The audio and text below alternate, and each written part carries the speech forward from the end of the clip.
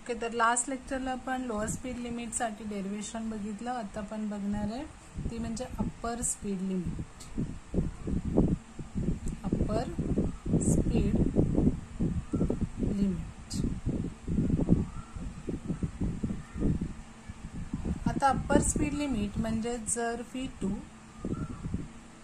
Greater than square root of RG tan theta असेल, म्हणजे जर व्हेकलचा स्पीड हा square root of RG tan theta पेक्षा ग्रेटर असेल, तर आपण इथं जर स्क्वेअर घेतला तर इथं आपल्याला लिहिता येईल V2 square greater than square root of V2 square greater than RG tan theta,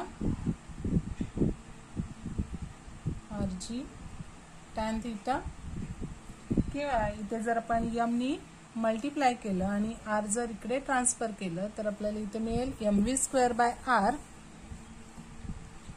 m v2 square by r greater than mg tan theta. किंवा आपण हे असं लिहू शकतो mv square by r greater than mg sin theta upon cos theta, or we can write for mg that is n, then mv square by r, m v2 square by r is greater than mg sin theta. Or for mg if we write here n, then we can write n sin theta. m v2 square by r is greater than n sin theta. याच्यासाठी आपल्याला upper speed limit बघायचे, किंवा जर V2 greater than RG tan theta असेल तर त्यावेळी maximum possible speed व्हेकलचा किती असायला पाहिजे हे आपण कन्सिडर करणार आहे. तर जर m v2 square by r greater than n sin theta असेल, म्हणजेच n sin थीटा हे सेंट्रीफ्युगल फोर्स पेक्षा जर कमी असेल, सेंट्रीफ्युगल फोर्स पेक्षा जर मिनिमम असेल, तर त्यावेळी हे जे फोर्स ऑफ स्टॅटिक फ्रिक्शन आहे त्याची डायरेक्शन कुठं असते तर टुवर्ड्स सेंटर, म्हणजेच या डायरेक्शनला हे फोर्स ऑफ स्टॅटिक फ्रिक्शन असेल. कारण ज्यावेळी आपण स्पीड इन्क्रीज करतो त्यावेळी व्हेकल इकडे जाणार आहे, आणि जर ते या बाजूला जात असेल तर परत त्याच्या अपोजिट किंवा त्या मोशनला अपोज करण्यासाठी त्या दोन सरफेसेसमध्ये प्रेझेंट असणारं फोर्स हे फ्रिक्शनल फोर्स इथं प्रेझेंट असेल. आता परत हे जे फ्रिक्शनल फोर्स आहे ते आपण रिझॉल्व करणार. आता रिझॉल्व करताना परत दोन कंपोनंट आपल्याला घ्यावे लागतील. एक या डायरेक्शनला असेल आणि दुसरा या डायरेक्शनला असेल, म्हणजे एक व्हर्टिकल कंपोनंट असेल आणि एक हॉरिझॉन्टल कंपोनंट असेल. आता परत इथे जर ऑब्झर्व केलं तर या लाईनला ही लाईन पॅरलल आहे आणि या लाईनवरती ही लाईन असल्यामुळं या दोन्ही मधला अँगल आता काय येणार आहे थीटा. फक्त तुम्ही फिगर लक्षात ठेवली तरी तुम्हाला डेरिव्हेशन लिहायला सोपं जाईल. तर इथं थीटा हा अँगल इथं असणार आहे. मग जर हा थीटा असेल तर या एफएसचा हा जो कंपोनंट आहे जो थीटाच्या जवळ असेल तो असणार आहे एफएस कॉस थीटा. थीटाच्या जवळचा कंपोनंट हा काय असेल एफएस कॉस थीटा असेल, आणि दुसरा कंपोनंट जो mgच्या अलॉंग असेल तो असणार आहे एफएस साइन थीटा. म्हणजे इथं दोन कंपोनंट आपल्याला एफएसचे मिळतील, एक एफएस कॉस थीटा आणि एक एफएस साइन थीटा. आता मगाशी जसे आपण इक्वेशन्स लिहिले तसेच आपल्याला इथे पण लिहायचे. तर इथे हे जे n कॉस थीटा आहे ते n कॉस थीटा आणि एफएस साइन थीटा या दोघांच्या डायरेक्शन अपोजिट आहे, पण mg आणि एफएस साइन थीटा दोघांची डायरेक्शन सेम आहे. त्यामुळे mg आणि एफएस साइन थीटा दोन्ही काय करणार आहेत n कॉस थीटाला बॅलन्स करतील. That's why we can write here mg plus FS sine theta is equal to n cos theta, किंवा हे जे एफएस साइन थीटा आपण इकडे घेतलं तर इथे येणार आहे n cos theta minus FS sine theta is equal to mg. This is equation 1. काय असेल इक्वेशन 1 असेल. आता दुसरं इक्वेशन आपल्याला इथे लिहिता येईल ते म्हणजे हे दोन कंपोनंट कन्सिडर करायचे आहेत n sin थीटा आणि fs cos थीटा. दोघांची डायरेक्शन सेम आहे, म्हणजे टुवर्ड्स सेंटर आहे. त्यामुळे हे दोन्ही फोर्सेस काय करतात तर सेंट्रिपेटल फोर्स प्रोव्हाइड करतात. That's why we can write here n sin theta plus fs cos theta is equal to mv square by r. mv square by r, this is equation 2. Now again we divide this equation 2 by equation 1. We get here n sin theta plus fs cos theta divided by n cos theta minus fs sin theta is equal to here mv square by r divided by mg. Here m gets cancelled. Here we get n sin theta plus fs cos theta divided by n cos theta minus fs sin theta is equal to v square upon rg. Derivation equation आपल्याला मिळेल n sin theta plus fs cos theta. ते m cancel झालेलं आहे, त्यामुळे इकडे राहणार आहे v square upon rg. आता परत आपण मगाशी जसं केलं लास्ट डेरिवेशन मध्ये तसंच इथे n नी डिवाइड करायचे आणि परत cos theta नी डिवाइड करायचे.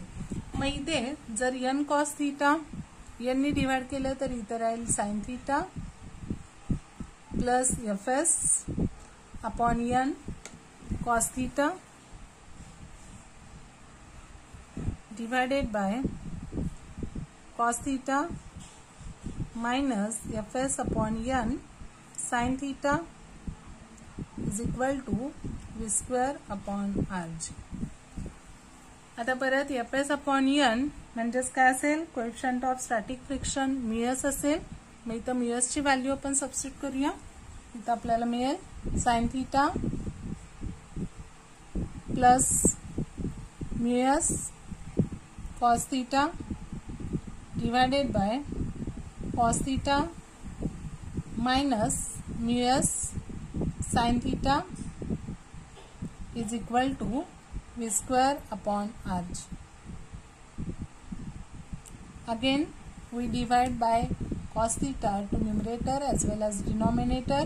We get here sin theta upon cos theta is tan theta plus μs cos theta gets cancelled divided by cos theta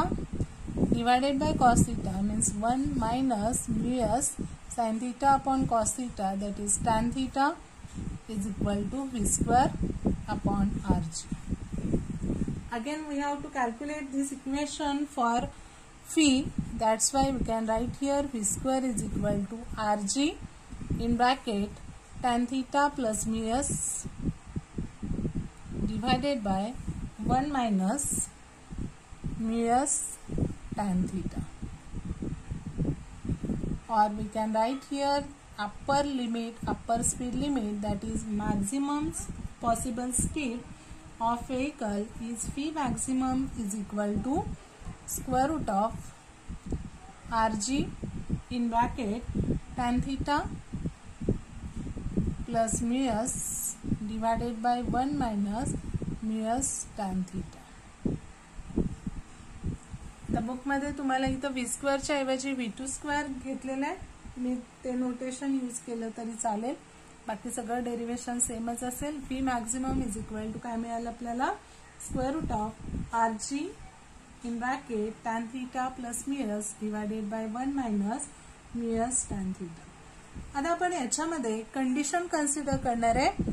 जर coefficient of static friction μs ची value जर आपण cot theta consider केली, μs ची value जर cot theta consider केली तर phi maximum ची व्हॅल्यू येते इन्फिनिटी.